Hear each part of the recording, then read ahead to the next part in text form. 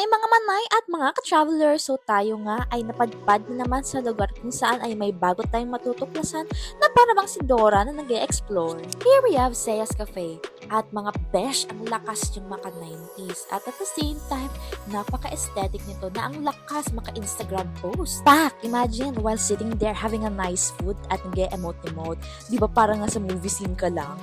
Aside sa may cafe na sila, meron din silang air-conditioned study room at photo studio na may iba't ibang theme. Na siya naman ay ikaw na lang ay mamimili kung saan mo bet. O, di ba? A perfect space for you to have a studio-like or Instagram photos. And there they have 4 different themes for you to choose from to take your photos. Here we have the cyberpunk theme.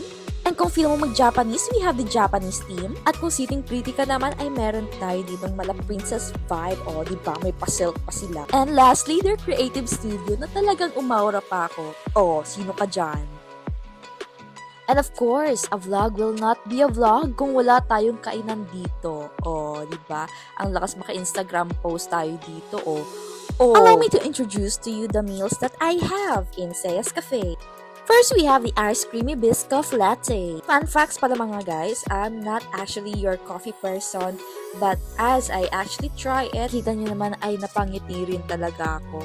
Next up naman ang kanilang malabig boy na meal, which is a chicken burger with fries. At may kalakihan nga siya ay kailangan kong gumamit ng bread knife para lang mahati sila into smaller portions. Yeah, kung titingnan mo siya mga ka-travelers ay talagang napaka-juicy niya na sa pandabas pala. And supposed to be natikim lang dapat gagawin ko. Oh, di ba? Napalaki yung subo ko at nagmo-moment na talaga ako dyan. Ay, papikit-pikit pa si Ateng! Oh, di ba napahingang maluwag? Na-overwhelmed! At may nag-agaw pansin nga at ito ang kanilang sisig pasta. And it was my very first time na makatikim ng sisig na nasa pasta. And well, it actually surprised me that it go very well. And lastly, we have here the Nacho Gourmet na talaga na may napaka-finger-licking good ang kanilang cheese topping. At kung napansin nyo, ang aking mga in-order ay kayang-kayang abutin hanggang 1 to 3 packs ang serving. At hindi lang yon mga ka-travelers, kami rin ay nakatikim ng on-the-house pastry nila na talaga namang ang sarap-sarap. And during our stay, we also have a little chit-chat from our owner. Nag-start po to noong March 2020. So, 17 years old pa lang po ako that time. And dream ko po talaga way before pa na magkaroon ng cafe since kinahiligan ko na rin po yung pagbe-bake nun and nagbebenta na rin po ako sa school. So, pagdating po nung 2020, doon lang po nagkaroon ng opportunity na makapag-start ng sariling business. And from there po, nag-operate na kami. Sadyang dumating po yung pandemic.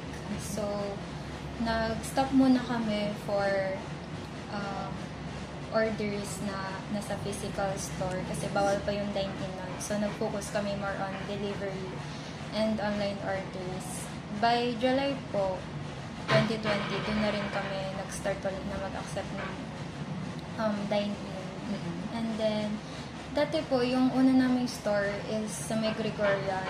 Nagpapasalamat po since simula po nung 2020s, alam ko po may mga nagsusupport pa rin sa Cea'S and sa akin din po kahit na bata pa po ako nung nag-start. So, sana po until the end is kasama pa rin po namin sila.